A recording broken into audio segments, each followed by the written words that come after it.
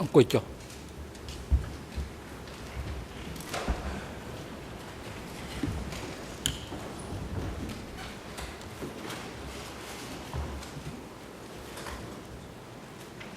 អង្គខ្ញុំនឹងជម្រះប្រកាសបន្តកិច្ចដំណើរការនីតិវិធីសកម្មភាពនៅថ្ងៃនេះអង្គជម្រះនឹងបន្តផ្ដល់នៅវិធីការជូនទៅសហប្រញ្ញាដើម្បីឡើងធ្វើសេចក្តីសន្និដ្ឋានចប់កិច្ចពិភាក្សារបស់ខ្លួនលើក្នុងរឿង002/01ដែលជាបន្តនឹងបញ្ចប់នៅថ្ងៃនេះហើយមុននឹងផ្ដល់វិធីការជូនទៅ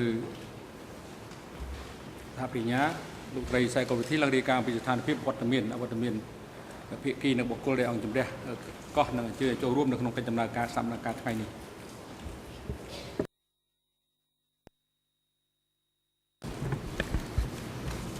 សូមគោរពលោកប្រធានសម្រាប់សកម្មភាពថ្ងៃនេះគ្រប់ភាគីទាំងអស់នៃរឿងក្តីនេះមានវត្តមានសូមកត់សម្គាល់ដោយឡែកលោកនួនជាមានវត្តមាននៅបន្ទប់ឃុំខ្លួនដែលនៅពីក្រោមបន្ទប់សកម្មភាពនេះតាមសេចក្តីសម្រេចរបស់អង្គជំរះសាលាដំបងដោយមូលហេតុបញ្ហាសុខភាពក៏សម្គាល់ផងដែរអំពីវត្តមានលោកស្រីអេឡូឌីឌុយឡាជាមេធាវីតំណាងដើមបណ្ដឹងរដ្ឋបវេនីដែលត្រូវទទួលស្គាល់ដែលបានទទួលស្គាល់ដោយគណៈមេធាវីនៃព្រះរាជាណាចក្រកម្ពុជារួចហើយប៉ុន្តែមិនទាន់បានទទួលស្គាល់នៅចំពោះមុខអង្គជំរះសាលាដំបងក្នុងរយៈពេលកន្លងមកនៅឡើយដោយឡែកនៅថ្ងៃនេះលោកមេធាវីពេជ្រអង្គមេធាវីតំណាងដើមដឹងមេធាវីតំណាងដើមដឹងរដ្ឋវិនីជាតិអវត្តមានដោយមិនមានមូលហេតុសូមអរគុណ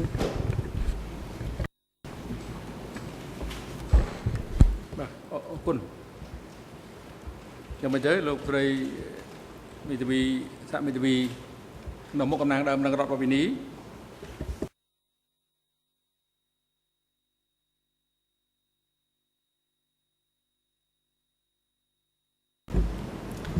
Oui, merci Monsieur le Président. Bonjour à vous, bonjour à Madame et Messieurs les juges et bonjour à tous. Mon confrère Kip Ang est un peu en retard et s'en excuse. Si vous souhaitez qu'il présente en qualité d'avocat national, qu'il présente Élodie Dulac après la pause de la matinée, c'est possible. Je crois que moi-même, je ne suis pas habilitée à le faire parce que je suis internationale. C'est comme il vous conviendra.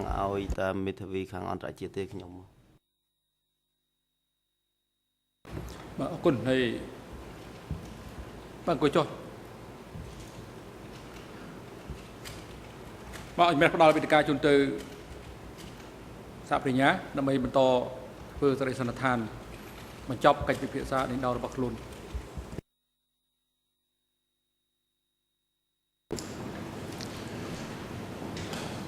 Good morning, Mr. President. Good morning, Your Honours. Good morning to the civil parties in the courtroom and outside. Good morning to parties in the courtroom.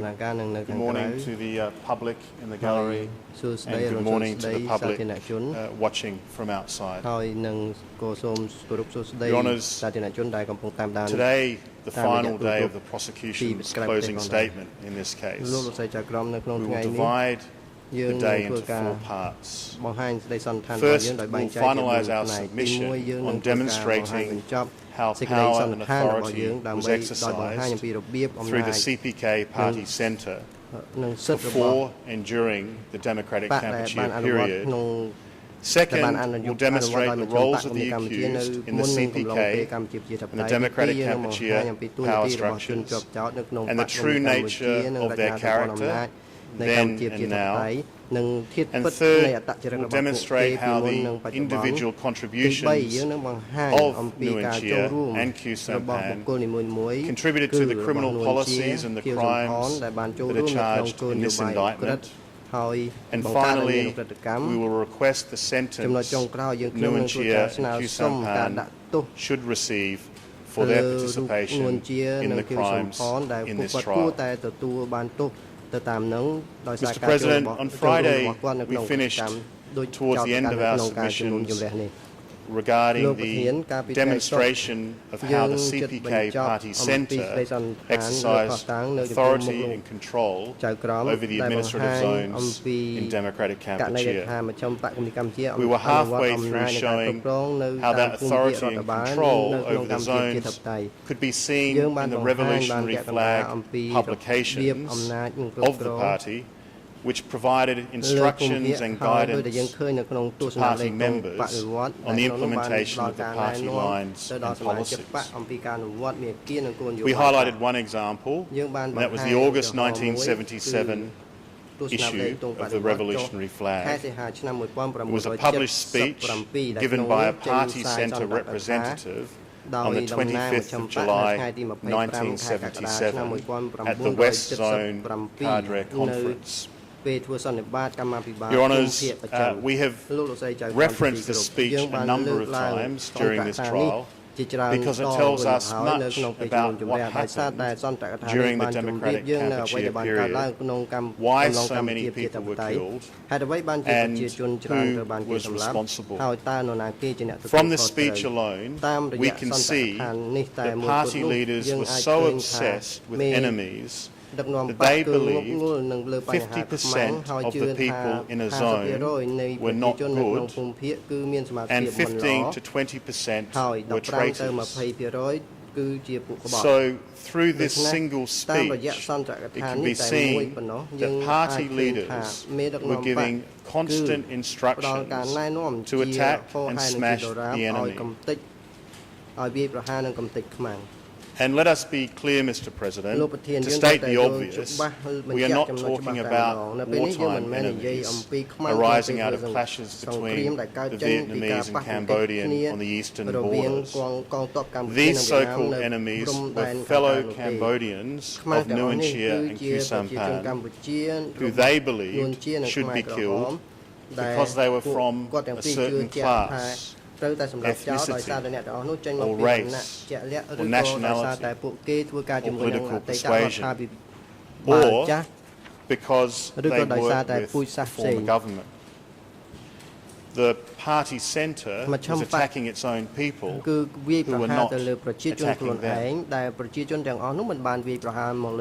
Your Honours, it's clear beyond any reasonable doubt from the evidence. The killings cannot be blamed on autonomous zone warlords acting contrary to the wishes and policies of the party centre.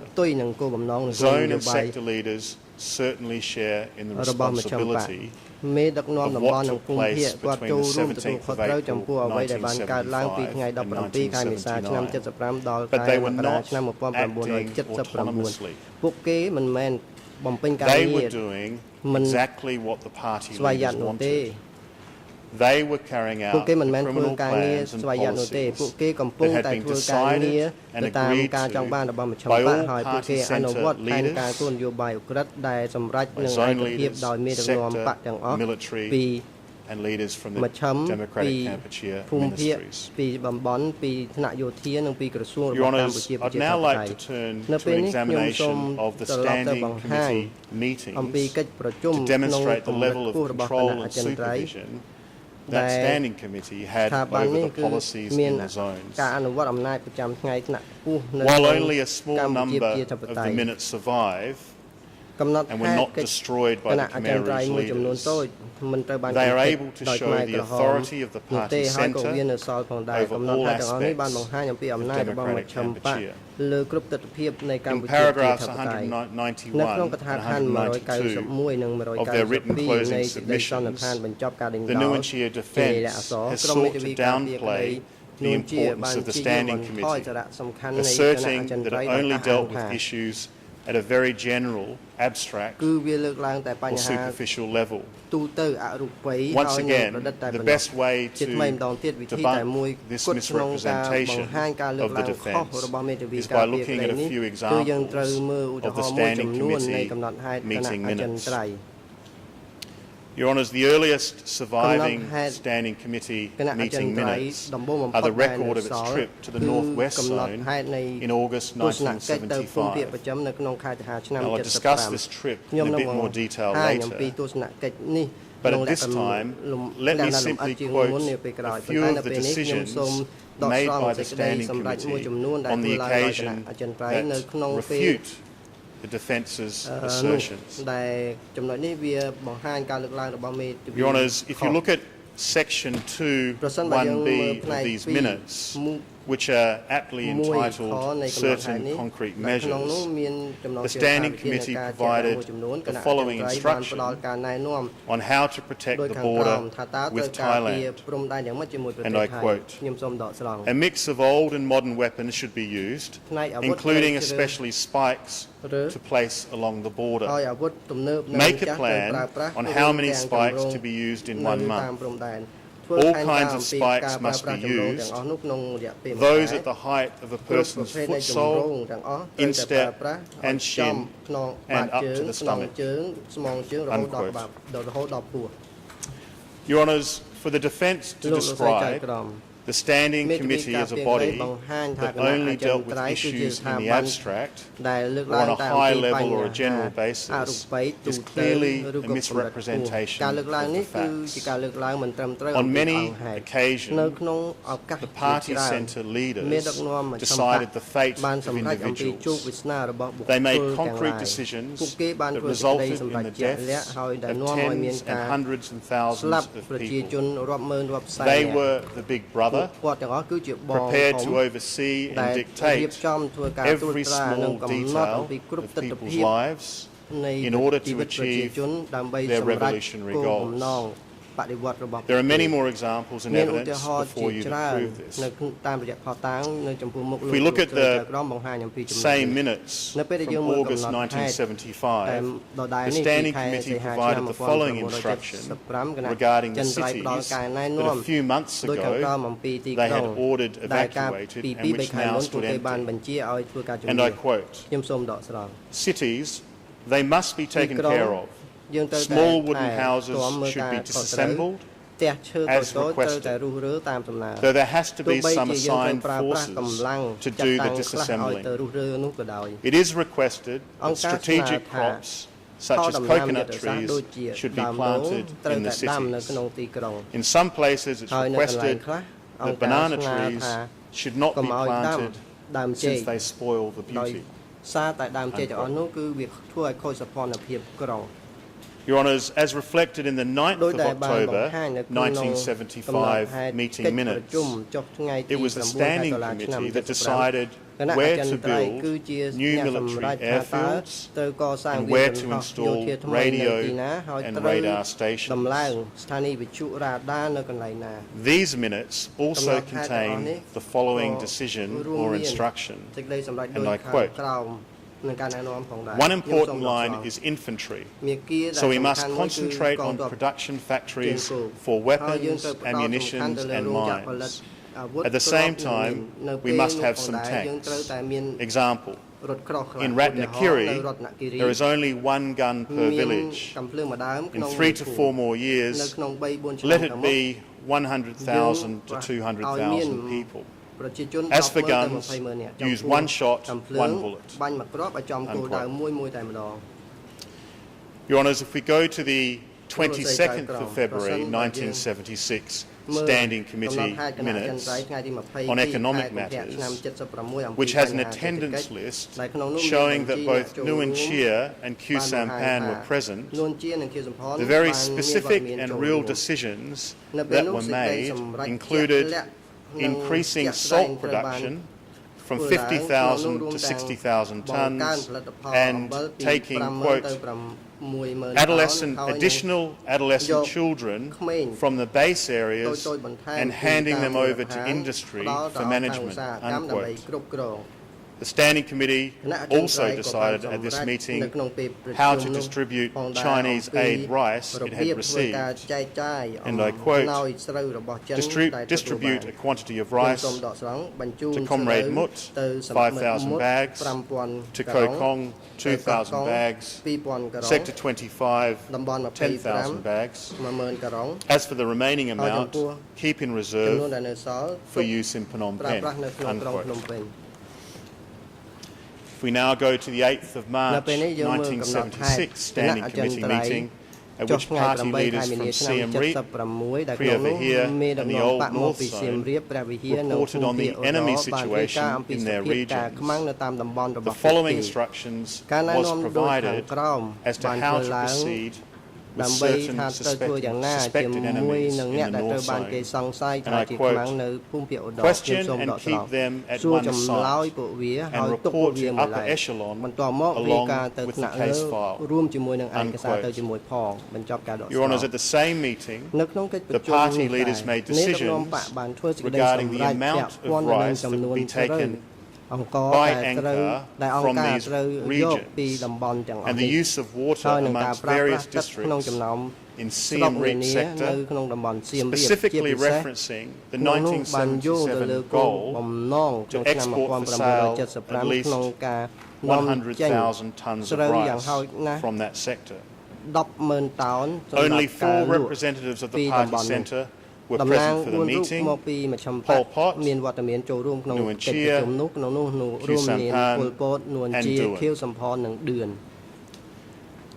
Then 5 days later, Your Honours, at the meeting of the Standing Committee held on the evening of the 13th of March 1976, regarding the resignation of Sihanouk, participated in both Khieu Samphan and Nguyen Chia, the CPK leaders decided that they would let Sihanouk live, though he would not be allowed to leave the country. With regards to Sihanouk's children, however, the party leaders determined to try to lure them back into the country so they could be killed. And I quote, "Send a wire for his children to come immediately, explaining that they are coming for the New Year's and the independence celebrations. We want to resolve this problem cleanly. We must resolve it like this to the benefit of the revolution." Unquote. Your Honours, the minutes also note that because these decisions involve matters of major importance, the final decision on these issues would be left for the centre, meaning a collective decision of the entire Central Committee. Your Honours, another example of the social or cultural restructuring of Cambodian society that was engineered by the CPK leaders can be seen in the minutes of the 1st of June 1976.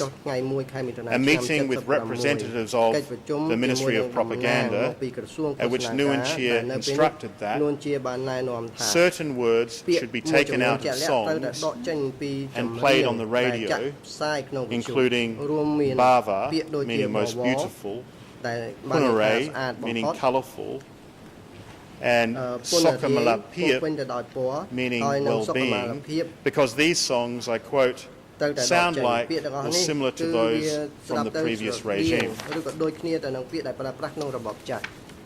Pol Pot expressed his agreement with Nguyen Chia, proposing that another song be taken out because, I quote, parts of it copy the Sihanoukist decadence, and including the ministry to not allow, quote, much of the old rhythms which cause negative impact on our party's influence, unquote. This, Your Honours, was the level or extent to which the party centre controlled life in democratic Cambodia. In regards to the Standing Committee meetings, the minutes of the surviving records show that Khieu Samphan regularly attended the meetings, a fact he admitted when he was interviewed by the co-investigating judges. Of the 19 surviving Standing Committee meeting minutes, they contain a record of the attendees. Khieu Samphan was present for 16 of those meetings, an 84% attendance rate.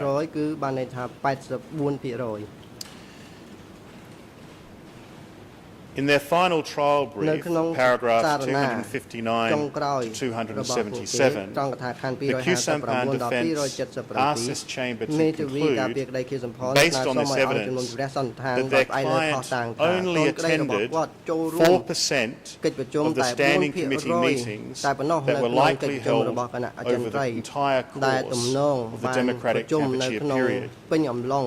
In other words, Khieu Samphan asked this chamber to believe that by a remarkable twist of fate or fortunate coincidence, that of the 200 or 300 standing committee meetings whose minutes were destroyed, they were all the meetings that he did not attend. Your Honours, the inference or conclusion that they suggest is not a reasonable one and must be rejected. When Khieu Samphan acknowledged to the co-investigating judges that he attended standing committee meetings, he did not indicate that he only attended such meetings during a particular period of time.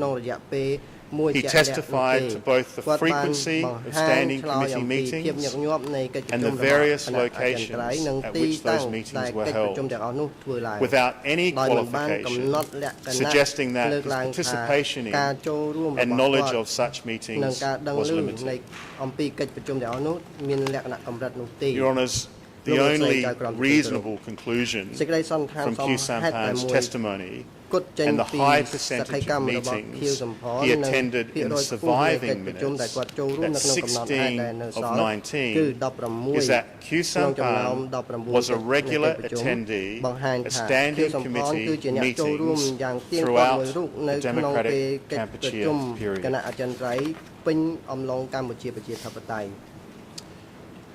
Your Honours, before I move on to the next section of our submission, where we'll discuss the character and the roles of the two accused, I would like to point out two other facts or pieces of evidence that show the party centre's control over the zones and refute the defence assertion of zone autonomy.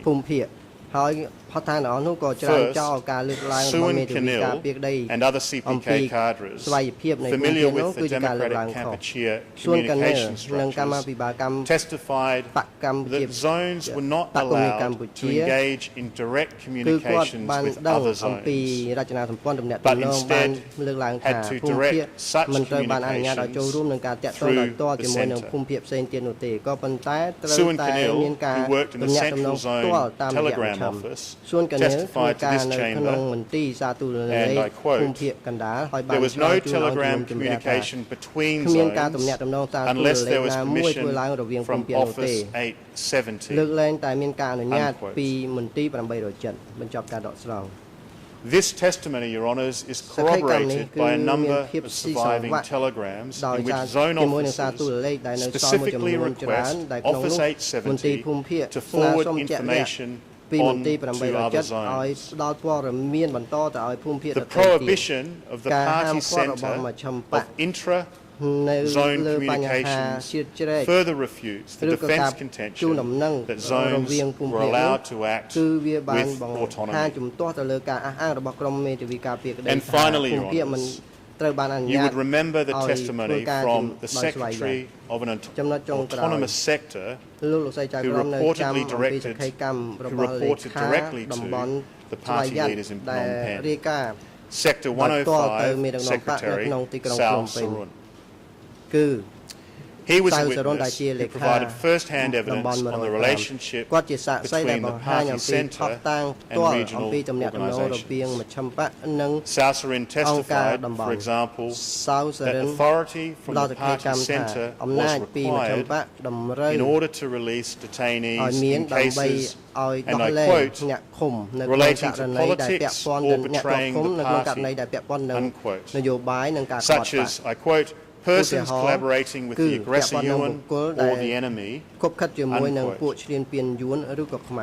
Sao Sarun described being called to meetings in Phnom Penh with Pol Pot, Nuon Chea, Khieu Samphan, and Son Sen, where he would report on the situation in his sector and receive instructions from the party centre leaders.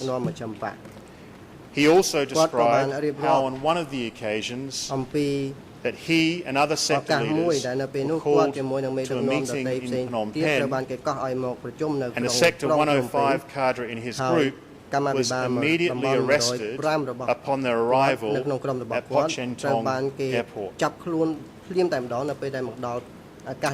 Your Honours, these are the facts about the authority of Nuon Chea and Khieu Samphan and the other members of the party centre. Facts which prove their knowledge of and control over events in all zones and regions in democratic Kampuchea.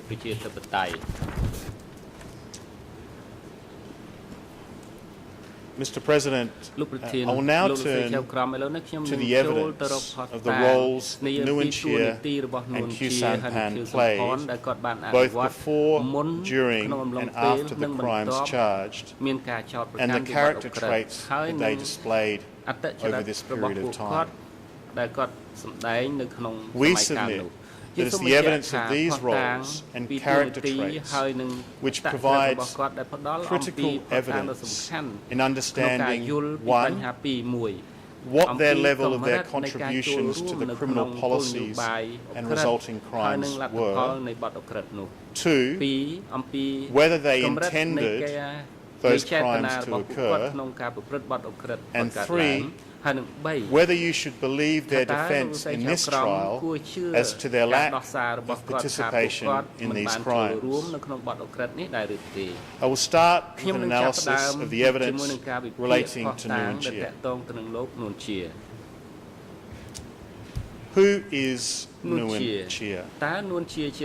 What did he and what does he represent? Throughout this trial, we heard Nuon Chea's National Council ask witnesses whether he was a normal person who loved his country or a cruel and barbaric man who abused and tortured those around him. The question posed by Sonarun seems to us to be an unhelpful choice. In reality, humans are far more complex beings than this. We have many layers, and the face of a killer can sometimes be hard to see. Those that are responsible for death on a large scale rarely reveal their darkest sides in public. Killers are often people who come across to others as normal. And history has certainly taught us that political leaders may profess to love their country very much, but still be capable of horrific crimes. So, who is Nuon Chea? When asked by Tet Sambat whether he was disturbed by the execution of his former comrades and friends, this is what Nuon Chea had to say, and I quote, "The party decided to kill them because they were betraying the party and the nation. I was not scared or sad when they were killed. They had done wrong and betrayed us, so they received the kind of treatment they deserved. We were friends, but friendship and political work are separate." Unquote. Your Honours, Nuon Chea expressed similar views and sentiments, admitting to and justifying the extrajudicial killings by the CPK of people they viewed as traitors in democratic Kampuchea in the following video interview, which I ask that be played.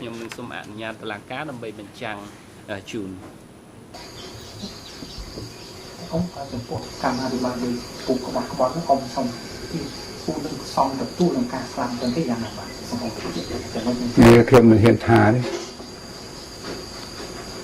ទេពីព្រោះបើថាទៅគេថាឯងខូខើប៉ុន្តែយើងមើលចេះសំមើលគ្រោះថ្នាក់របស់ជាតិប៉ុណ្ណាកុំឲ្យមើលជាបុគ្គលបើពួកអស់នឹងនៅគ្រោះថ្នាក់របស់ជាតិប៉ុណ្ណាទៅមើលចឹងបានឃើញមើលទំហំវាអានេះនៅទេសនាទំហំវាប៉ុណ្ណាគ្រោះថ្នាក់បន្តិចទេណា mình đôi tai chứ mình rương thom đá đấy mình rương bật bằng tức đây mà chẳng am pi chẳng am ấy đó rương bật bằng tức đây bật đây mùi chết cùng mùi chiên mùi tầng mũ là hơi bật bằng rồi là hốt lắp sát tập vật mà nghe rơ đấy chưa nhắm đâu và phụ đừng đâu nó lắp sát tập vật đó con cháu dương chấm non cõi và cháu chỉ xây lục phiệt việc mai phần được làm sao vì chỉ xây những dương cháu thân mưa nó bàn hiên vì cháy ta cả đò sáng tàu trong gặp bơi thì mình mưa ở tù lưới đó mưa khơi là chừng yên á khơi bị cái ảnh đất ở số cái ấy anh nó đi cái chia tàu hơi.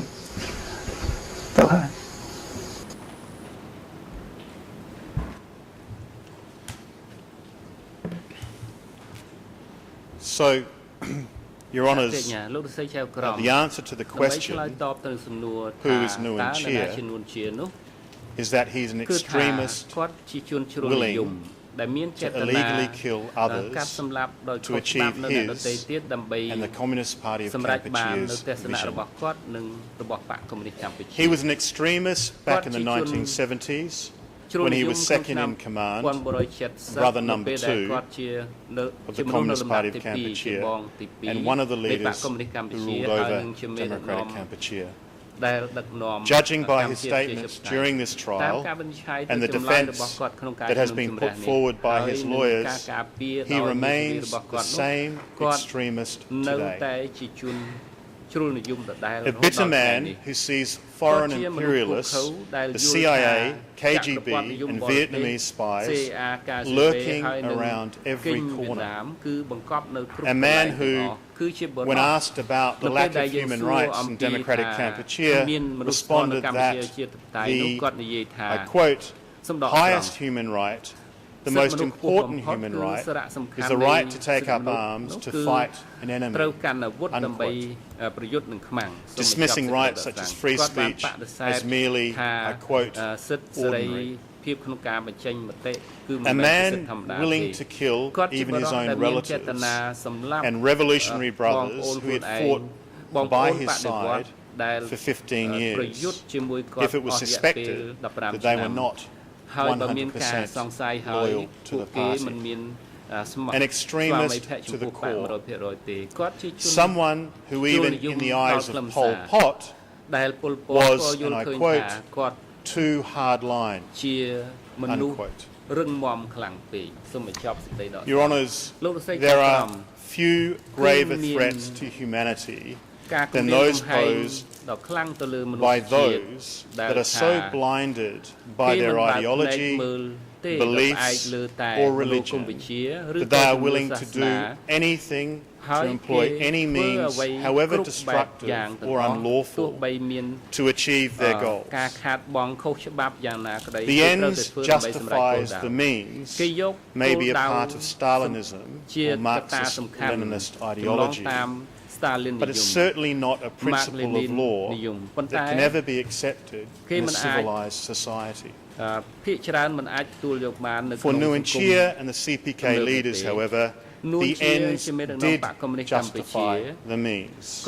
We see this in the party lines that were prepared by Nguyen Chia and Pol Pot and approved at the party congresses. Policy that expressly authorized the use of illegal means and revolutionary violence as the primary means of the basic form of struggle. Your Honours, it was through their extremism that Nguyen Chia and the other CPK leaders crossed the line from left-wing nationalists fighting for their country to war criminals responsible for the deaths of hundreds of thousands of Cambodians. The CPK leaders admired Stalin and Mao and viewed them as role models for the communist revolution they would implement in Cambodia. However, in their minds, the failure or weakness of Stalin and Mao was they didn't go far enough. And so, beginning on the 17th of April 1975, the CPK emptied out the entire city of Phnom Penh and every other city and town in this country, and turned Cambodia into a prison without walls, as has been described by my colleague, Ms. Jia Liang, in her submissions to you. Mr. President, Your Honours, to understand the accused Nguyen Chia and whether you can trust and believe the exculpatory assertions that he's made during the course of this trial, we ask that you keep in mind a revealing admission he made in private to Tet Sambat. Nguyen Chia finally began to open up to Tet Sambat after years of visits. He opened up to talk about his knowledge of and responsibility for arrests and executions during the Democratic Kampuchea regime. He also made it clear that he had no intention to be as open and forthcoming with this court.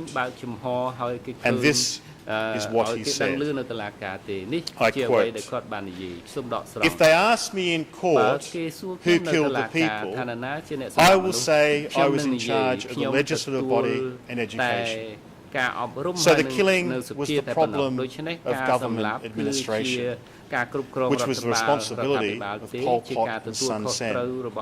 If they still ask me, then I will tell them it started with Kissinger." Unquote. And Your Honours, so it has been. At the initial appearance before this court on the 19th of September 2007, Nguyen Chia made the following assertion to the co-investigating judges, and I quote, "As for myself, after the liberation, I was in the legislative body, so I was not involved with the executive. Besides the party, there was a military committee of the party, whose chairman was Pol Pot, with Sun Sen and Tha Mok as deputies, and Sao Pim and Kay Pok as members. So I was not in the military committee.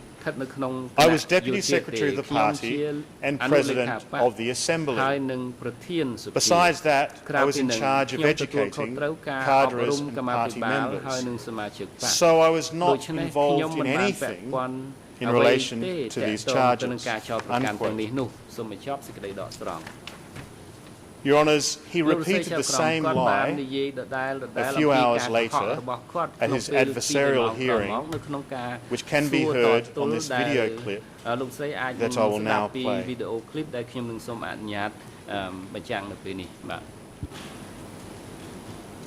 របស់គណៈកម្មការយោធាគេមានភារកិច្ចការពារប្រទេសនិងបោសសម្អាតផ្ទៃក្នុងប្រទេស Donc, comme je vous ai déjà dit que le pouvoir était avec le comité militaire du parti qui avait le devoir de défendre le pays et de faire la purge. ខ្ញុំបាទខាងនីតិបញ្ញត្តិណាខ្ញុំមិនได้ចេញច្បាប់អីឲ្យកាប់សម្លាប់ប្រជាជនឯង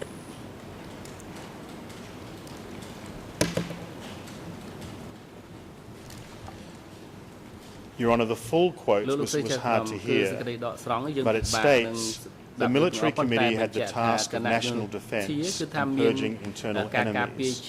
As for me, I was on the legislative side. I never made any law to kill my own nation."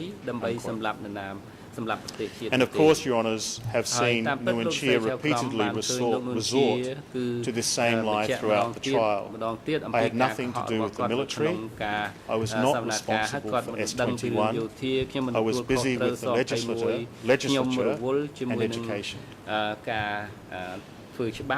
Your Honours, we know this is a lie because there was no real legislative body in Democratic Kampuchea. The People's Representative Assembly that Nguyen Chia was the chairman of was a sham. During this trial, the chamber heard from two of the CPK cadres who had been purportedly elected to the assembly, Ung Ren and Prak Yut. Both of these witnesses testified that they only learned of their election after the fact, that they were never invited to any meetings of the assembly, and that no legislation was ever debated or passed.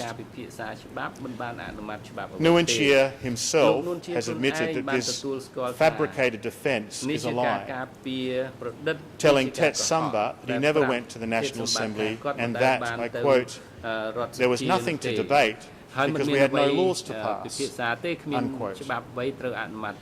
The truth about the People's Representative Assembly is also shown by the minutes of the 8th of March 1976 Standing Committee, where Khieu Samphan made a presentation on the upcoming Assembly election, and he, Pol Pot and Nguyen Chia discussed how they would deceive the public on the matter.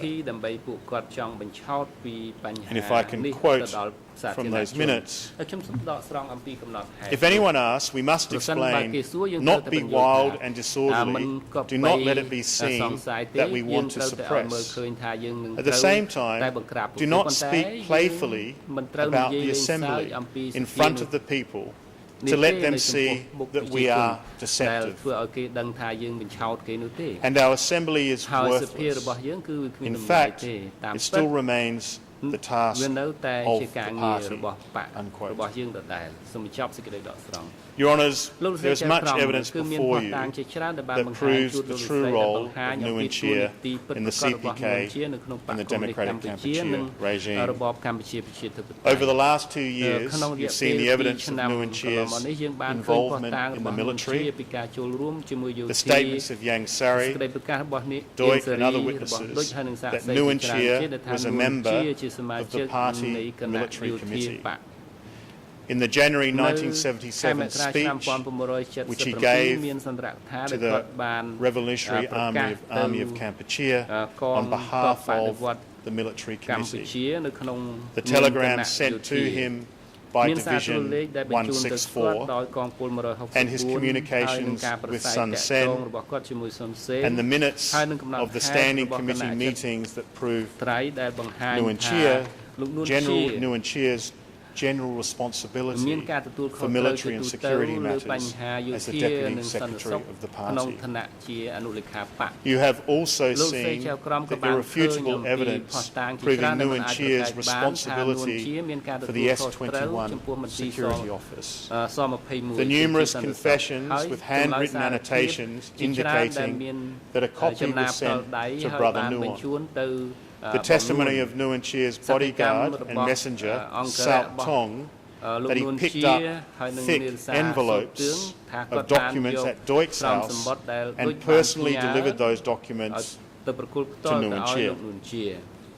The detailed testimony of the chairman of S21, Duch, about his relationship and communications with Nguyen Chia.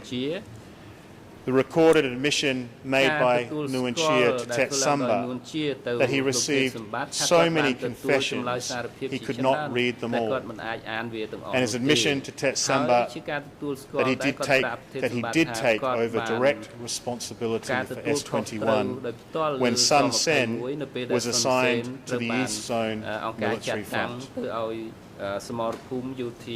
Your Honours, at our last document presentation on the 27th of June 2013, we took Your Honours document by document through this evidence of Nguyen Chia's role in S21 and the military, as well as the evidence that proves Nguyen Chia held the title of Acting Prime Minister for almost 1 year, from September 1976 to 1977.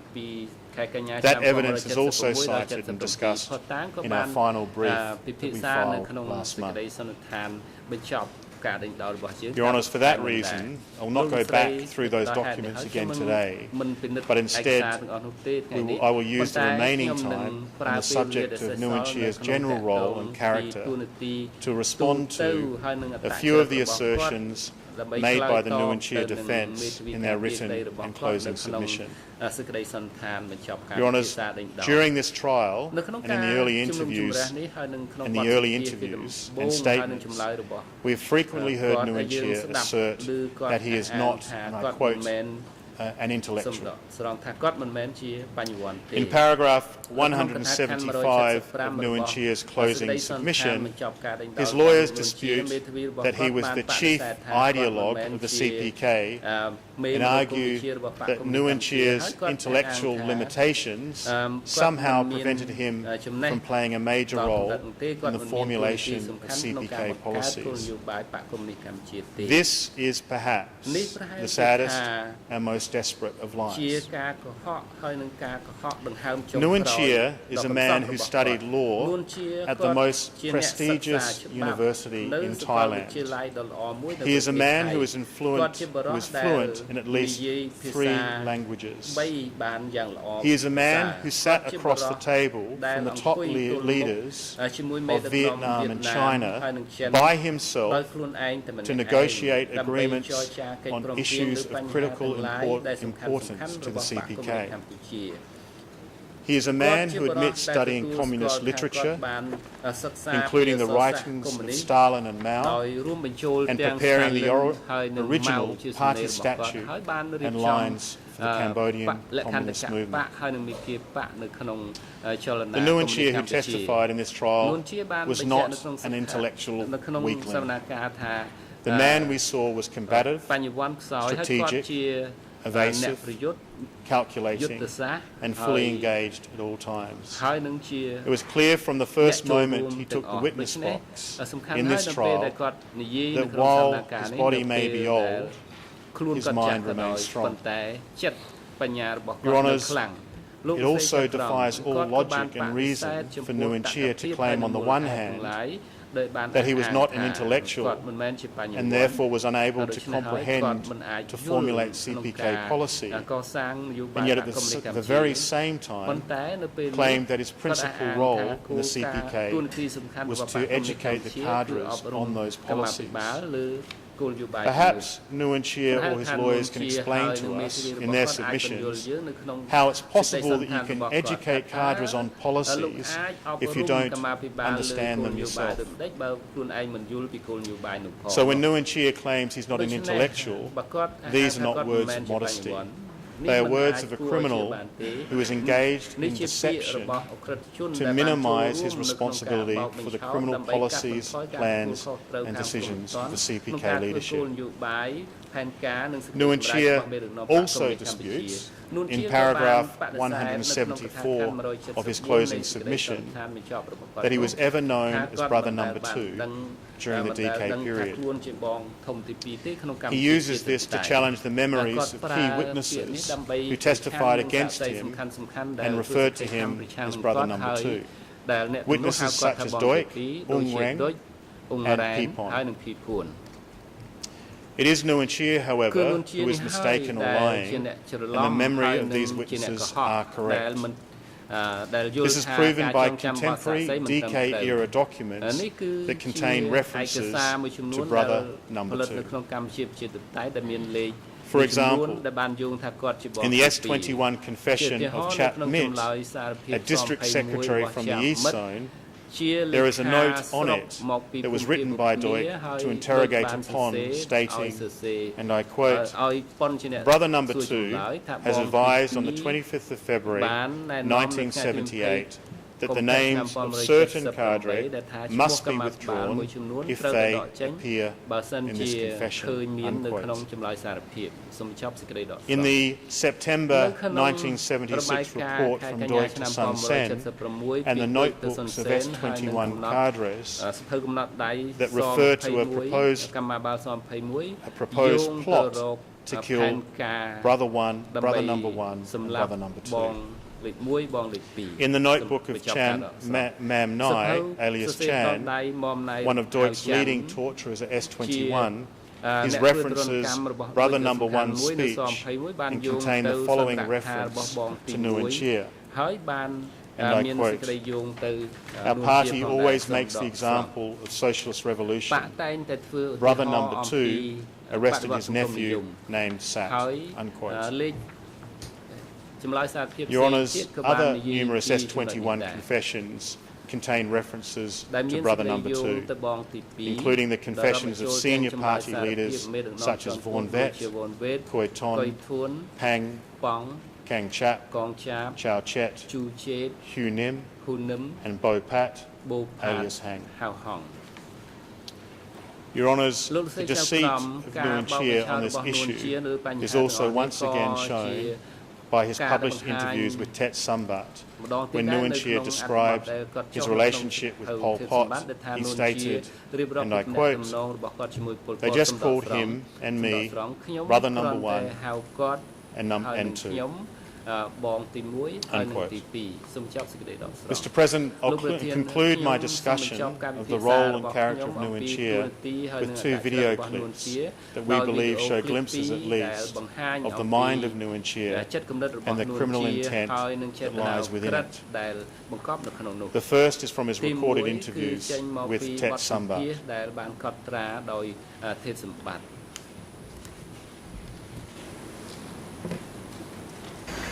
Mộtពួកហ្នឹងបាត់ប្រទេសជាតិបាត់ប្រជាជនស្លាប់ប្រជាជនបាត់ប្រទេសកម្ពុជាគ្មានកម្ពុជាសល់ដល់ឡើយទេមកទៅពួកហ្នឹងអាហ្នឹងសំឡេងជាតិផ្ទាល់ខ្លួនណាវាតែតែមានមនោសញ្ចនាឲ្យខ្លះក៏ប៉ុន្តែខ្ញុំបែងចែកផ្ទាល់ខ្លួនហើយនឹងរួមច្បាស់បើរួមយើងយកផ្ទាល់ខ្លួនជាមនោសញ្ចនាធ្លាប់រាប់អានគ្នាធ្លាប់អីគ្នាហើយអានេះជាតិមូលទៅយកពីណាខ្ញុំយកជាតិណាឲ្យផ្ទាល់ខ្លួនទុកឯឡៃសិនដោះស្រាយសិនទៅចឹងអង្គមានការសោកស្ដាយចំពោះពូនោះទេបាទខ្ញុំដូចគ្មានការសោកស្ដាយទេខ្ញុំសោកស្ដាយជាតិខ្ញុំជាងខ្ញុំប្រឡាក់ប្រឡូសអញ្ចឹងទៅហើយខ្ញុំសោកស្ដាយជាងស្ដាយមេគាស្ដាយគោលជំហររបស់កម្ពុជាប្រជាធិបតេយ្យខ្ញុំស្ដាយហើយពួកនឹងមកធ្វើគាត់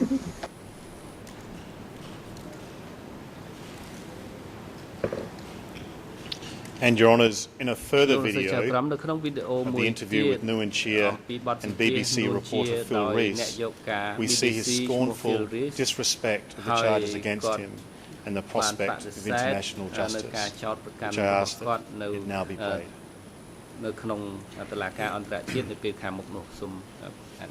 Take very seriously his role in the death of well over 1 million people. Good humour is in my nature. It's my habit. If they have evidence to convict me, then that's fine by me. That's justice. I'm now 76. How long can they imprison me? If they jail me for 20 years, then I'll be 96.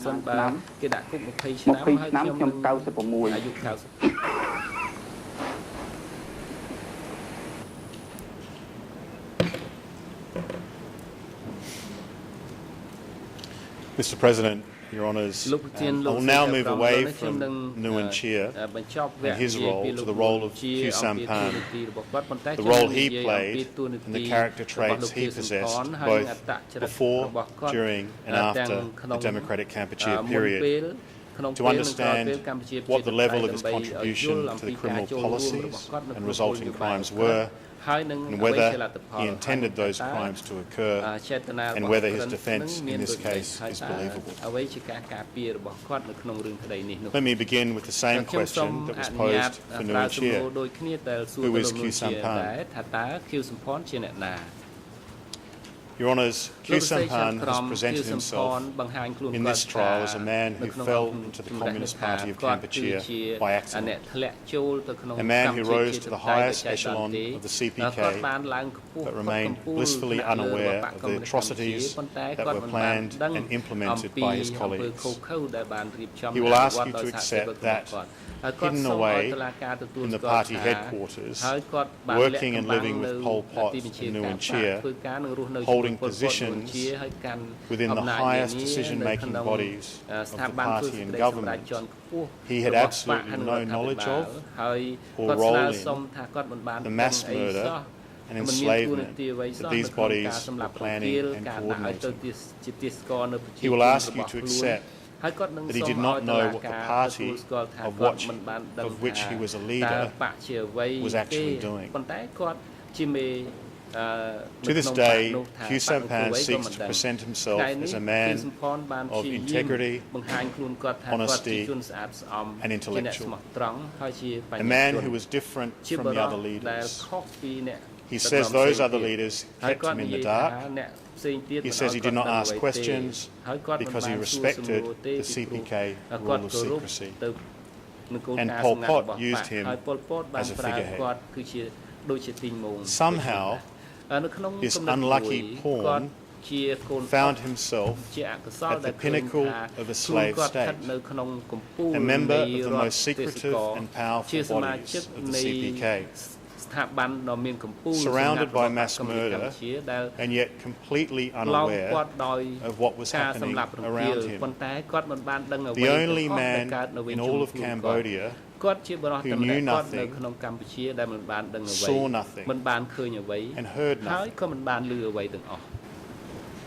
Your Honours, the evidence we put before you paints a very different picture. It paints the picture of a skillful and manipulative political leader, a member of the CPK's core leadership, an educated man who had a thirst for absolute power, a man who, together with Pol Pot and Nguyen Chia, approved the use of violence as a means to accomplish and enforce that power, a man who called for the execution of innocent people, a man who believed it was right to destroy all those who stood in the way of the CPK, a man who took part in the decisions to empty the cities, break up families, and enslave an entire population in the most inhumane conditions imaginable.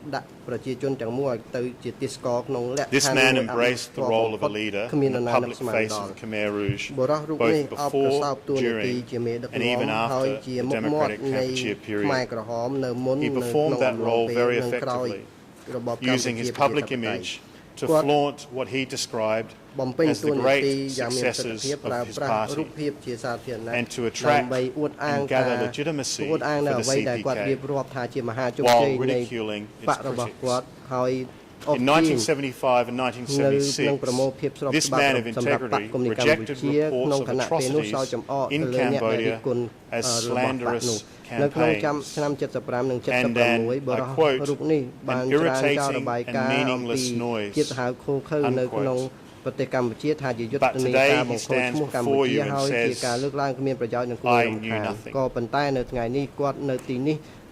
Your Honours, as an integral part of the CPK Party Centre, Khieu Samphan took part in the conception, planning, organisation and oversight of the crimes with which he is charged. As I stated earlier, he was inseparable from Pol Pot, Nguyen Chia, Sun Sen, and the other leaders in the party centre. Allow me to quote briefly from Khieu Samphan's statements, which describe the circumstances in which he worked and lived with those other leaders. First, in an interview he gave the France Culture radio station in August 2007, where he admitted how close he and Pol Pot really were. I quote, question, were you ever afraid of being purged, of becoming a victim of a purge? Khieu Samphan, never. First of all, because I value discipline, and second of all, because I was always living in close quarters with the Cambodian leaders. They could see me, and Pol Pot trusted me, I'm telling you. Second, I would like to play a recent video interview where he amplified his admission.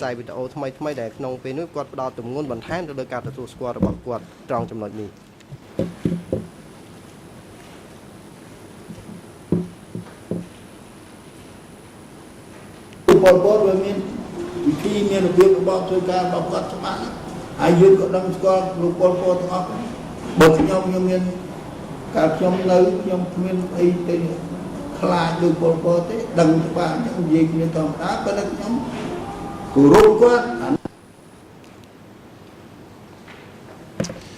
And Your Honours, in another admission from Khieu Samphan's 2004 book, which referred to earlier, I quote, in a word, Pol Pot represented the historical leader who was never wrong when it came to making important decisions. Judging from what I saw during the expanded sessions of the Permanent Bureau, however, nothing approaching fear was apparent during these meetings. Indeed, the meetings were informal. They were more like a family reunion. Members would often take time out to tell jokes. Your Honours, here you have the sense of Khieu Samphan's reality as a leader of the CPK. The real picture of Khieu Samphan and his family of CPK leaders, sitting down for their reunions to work together and joke, while millions of victims were forcibly separated from their families.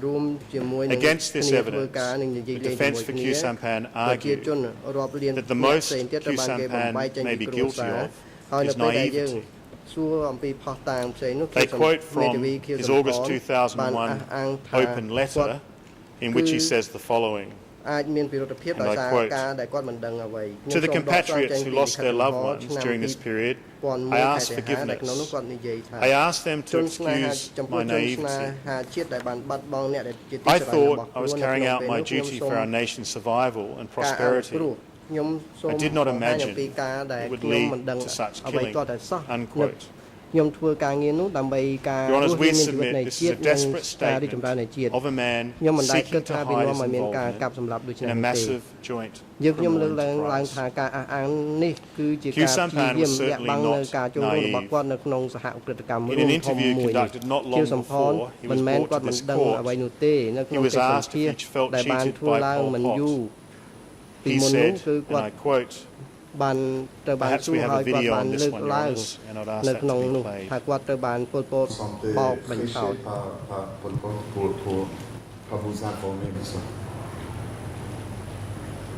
Non, parce que après, quand même, je sens qu'il y a, ils ont quand même raison. Ce que vraiment Pol Pot a fait, ils ont certaines raisons à le faire. Your Honours, Khieu Samphan is no fool. As he says, he was not cheated by anyone. He was in fact very much involved in the crimes. He shared Pol Pot and Nguyen Chia's vision. That is why he was trusted. That is why he became and remained a leader for some 28 years. The evidence we put before you and analysed in detail in our written brief demonstrates that Khieu Samphan had held several key positions in the CPK and DK regime. He was a member of the party centre. He was the public face of the murderous regime. He was directly involved in the enslavement and forced labour program through his supervision of the Ministry of Commerce and State Warehouses. He played a direct role in the establishment of Democratic Kampuchea and was its head of state. He oversaw Norodom Sihanouk's house arrest. He became a full rights member of the Central Committee. He was a member and chairman of the political office 870, an executive office responsible for overseeing the implementation of all party centre policies. He investigated senior members of the party who had become under suspicion. As I discussed earlier, the surviving set of minutes of the Standing Committee meetings show Khieu Samphan attending 84% of those meetings. Those minutes record plainly and unambiguously the leader's orchestration and monitoring of crimes, from purges of enemies to enslavement and the use of forced labour.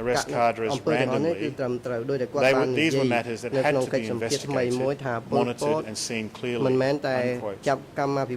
He told Stephen Heder in 1980 that not a single one of those arrested and killed was innocent. The exchange is so compelling that I'll read it to you word for word.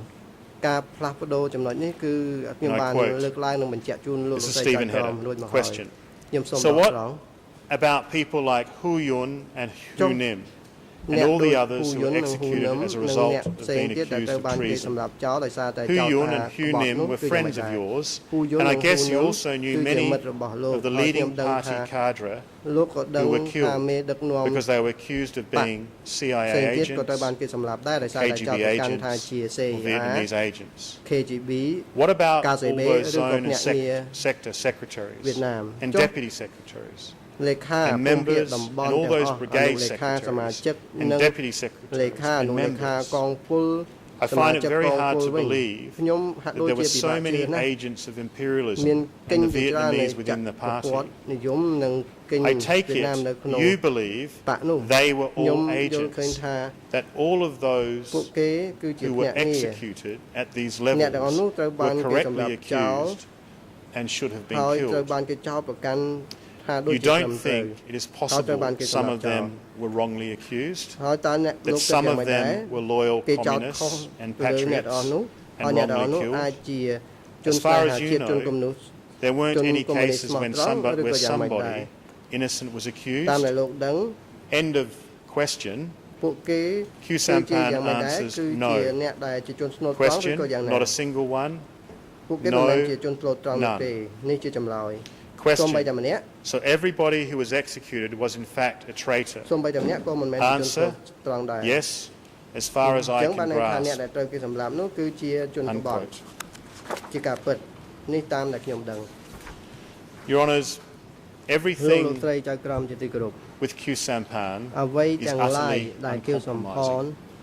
For him, every person whom the CPK targeted died because they deserved to die. And there can be no doubt as to the authenticity of the admission he gave to Mr. Stephen Hedder. In his testimony, Mr. Hedder described the interview and he said, I quote, I have a pretty clear memory of this conversation because of the kind of combative and confrontational, emotional nature of it. It's something that I remember. Unquote. Your Honours, in the same interview, emphasising that all of the arrests and executions were justified, Q Sampan admitted his own involvement. And I quote, there was a comrade in the West. He was accused by the UN agents. They were responsible for that. They accused him. However, they were not successful because we investigated the case in a timely manner. Unquote. You'll also recall Q Sampan's 1987 publication in which he compared the death toll under democratic Kampuchea regime as being less than the numbers of deaths in car accidents in other countries. Your Honours, we submit these statements are highly relevant. They expose him. They unearth who he really is. They are a reliable path to his mind, arrogant, unrepentant and unapologetic. These statements show the man's direct involvement in the joint criminal enterprise and his utter disregard for human life. If we can listen to Q Sampan's words again on this video.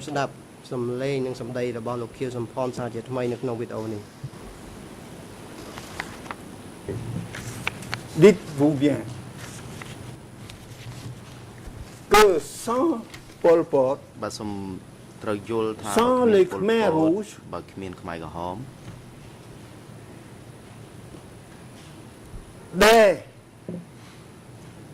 les années d'après le coup d'État de 1970, le Cambodge serait déjà entre les mains des communistes vietnamiens. S'il vous plaît, n'oubliez pas ça. Et qu'est-ce que cela veut dire? Être tombé dans les mains des Vietnamiens. Pour nous, Cambodgiens, je vous le dis. Qu'est-ce que cela va signifier? Cela va signifier qu'il n'aurait pas fallu beaucoup de temps pour le Cambodge devient le Cambodge du Campuchia Crown, s'il vous plaît. Et combien de Campuchia, de millions de Campuchia, vous savez ce que vivent maintenant, comment ils vivent, les quelques millions de Cambodgiens du Campuchia Crown qui restent actuellement. Je vous dis, c'est un immense espoir.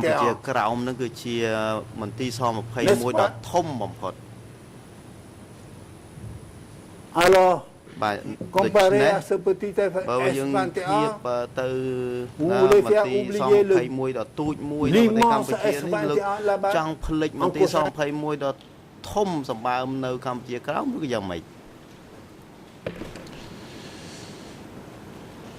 Your Honours, to Q Sampan, S21 is a little matter.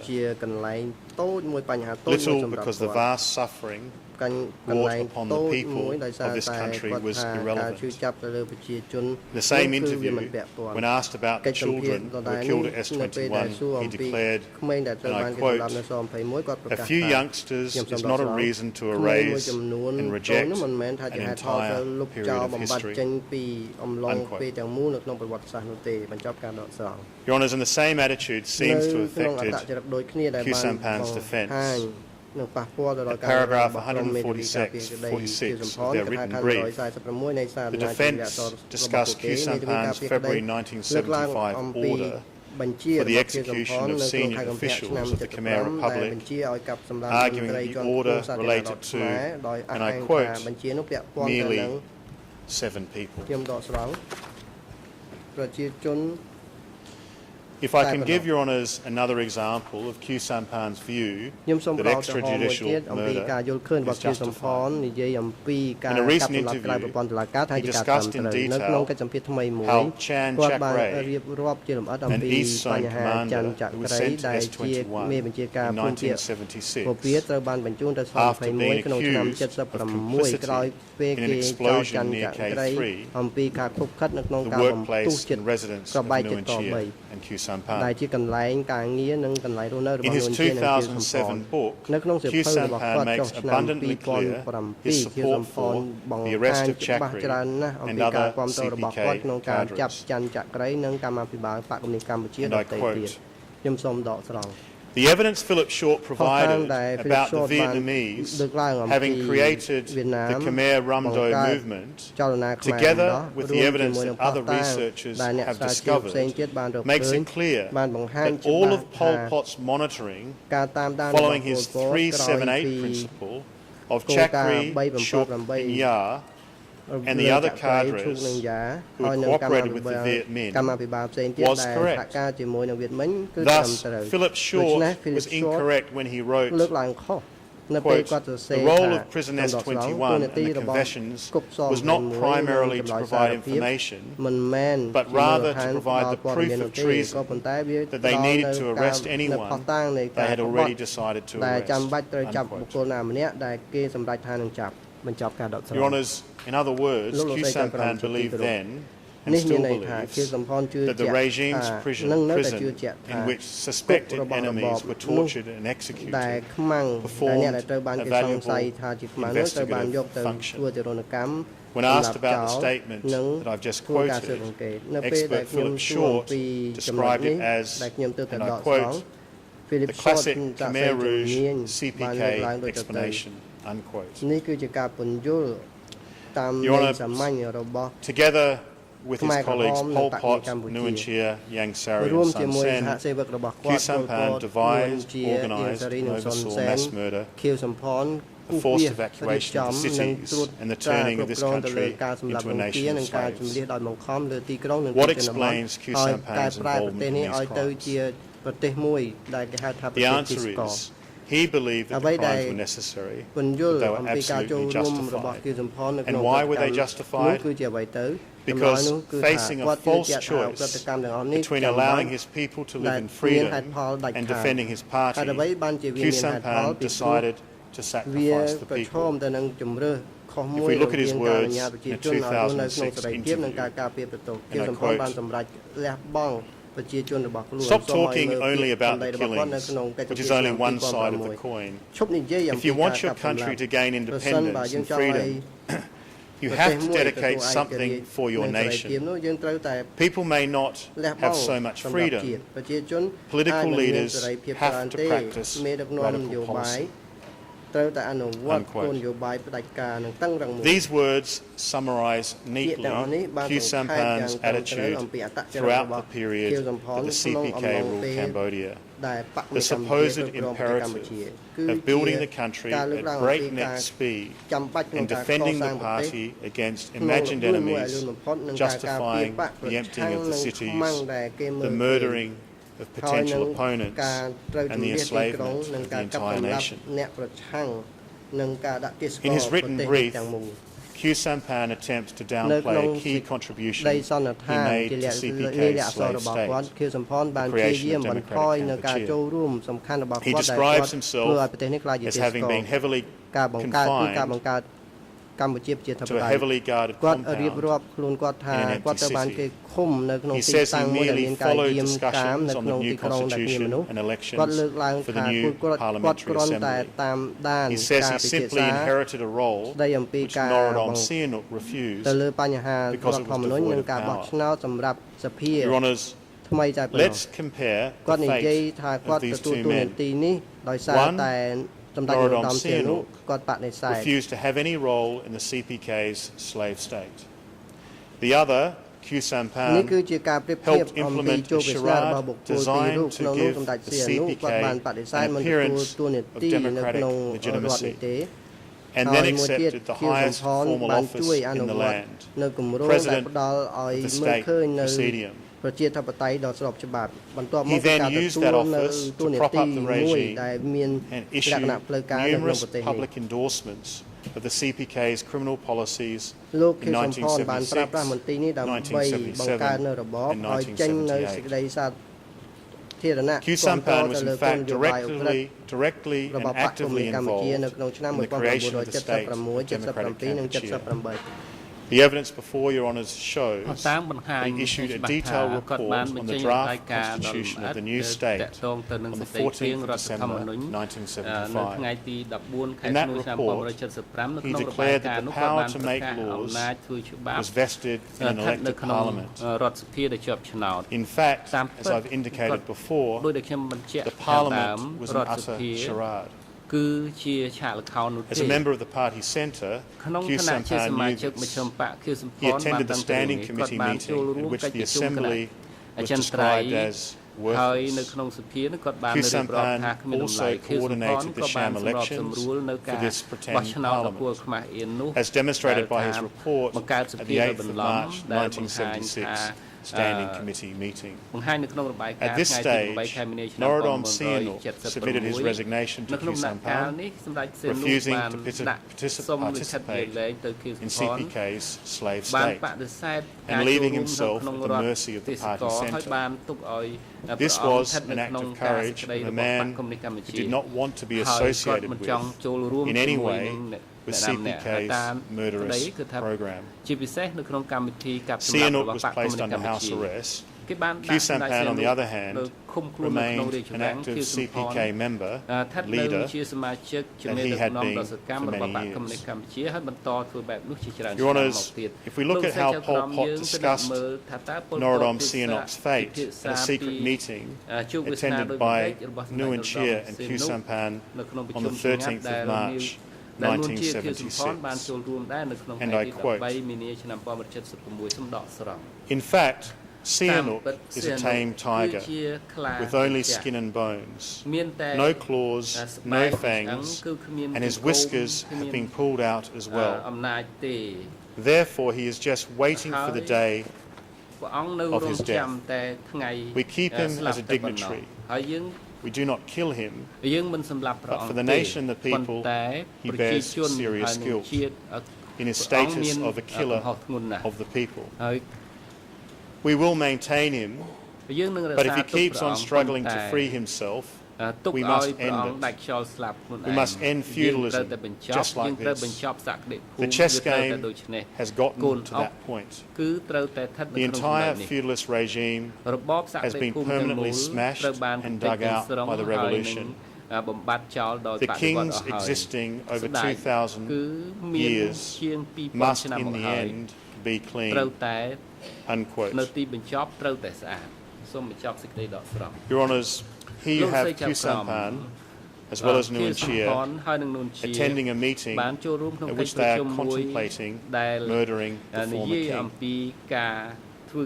Note these words, Your Honours, they are important, and I quote again, we do not kill him, but if he keeps on struggling to free himself, we must end it, unquote.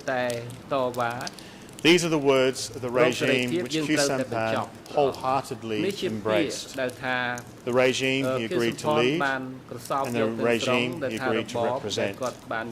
For the next 3 years, this man who professes before you that he is a man of peace and a man of integrity, personally oversaw Norodom Sihanouk's house arrest. Khieu Samphan continued to perform his role as a senior leader of the CPK and DK until the dying days of the regime. You will recall the evidence given by several witnesses, placing him at a meeting in January 1979, issuing instructions to military commanders and heads of ministries before he fled to reunite with Pol Pot and Nuon Chea. Even after 1979, as the people of this country came to terms with the horrific extent of the Khmer Rouge's atrocities, Khieu Samphan fought for their return to power. He did so for almost 20 years before surrendering in 1998. Mr. President, that finishes the section on the role and the character of the accused, and I would now move on to the contribution of the crimes, but I see that it's 10:30, it may be an appropriate time to break. ផ្នែកថ្មីអំពីការចូលរួមក្នុងបទអក្រិតកម្មតើអនុញ្ញាតឲ្យខ្ញុំបន្តឬត្រូវសម្រាកនៅត្រឹមនេះសិនលោកធាន អរគុណលោកវិស្វិតឥឡូវនេះដល់ពេលសំលមសម្រាប់ហើយអង្គមេប្រកាសសម្រាប់15នាទីចាប់ពីពេលនេះទៅរហូតដល់ម៉ោង11:15នាទីសូមអញ្ជើញយល់វិញដើម្បីបន្តកិច្ចដំណើរការសកម្មភាពសម្រាប់ចុះ សូមអញ្ជើញក្រោកឈរ